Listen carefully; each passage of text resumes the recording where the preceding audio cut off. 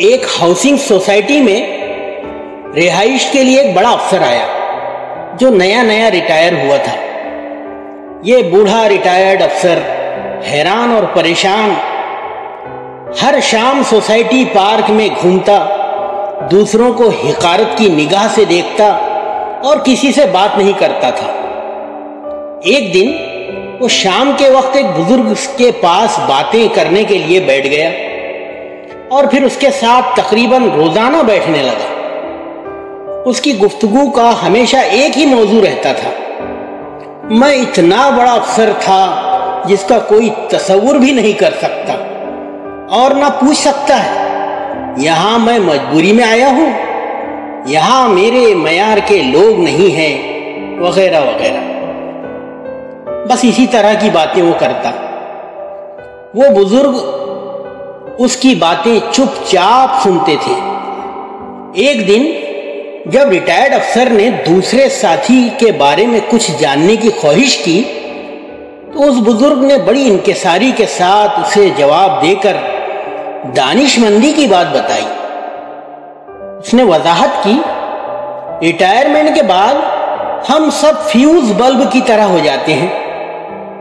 اس کی اب کوئی اہمیت نہیں رہ جاتی کہ یہ بلب کتنے وولٹیج کا تھا، کتنی روشنی اور چمک دیتا تھا۔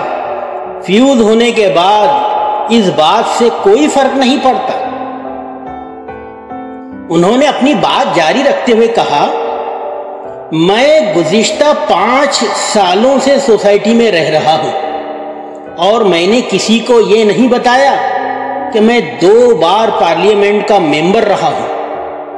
یہاں ایک اور صاحب ہیں، وہ ریلوے کے جنرل مینیجر تھے۔ یہاں گلدار صاحب بھی ہیں جو فوج میں بریگیڈیئر تھے۔ پھر ندیم صاحب ہیں جو ایک کمپنی کے کنٹری ہیڈ تھے۔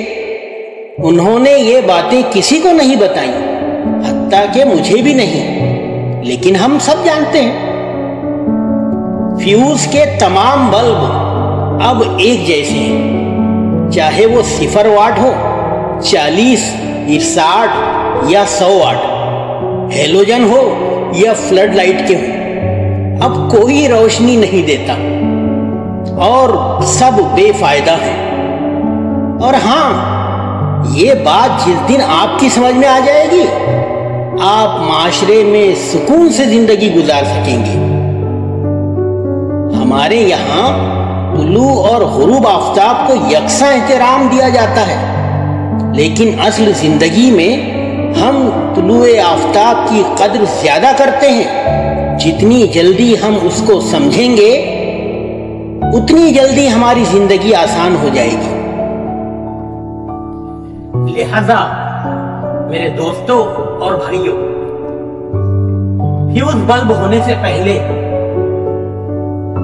خیر کی جتنی روشنی پھیلا سکتے ہو پھیلا دو، تاکہ جب اندھیرے کمرے میں تنہا پڑے رہنا پڑے تو اس وقت آپ کو کوئی شرمندگی یا کوئی ندامت کا احساس نہ ہو۔ یہ احساس رہے کہ ہم نے اپنے حصے کا کام تو کیا، تاکہ بعد میں ہمیں کوئی فرسٹریشن نہ ہو۔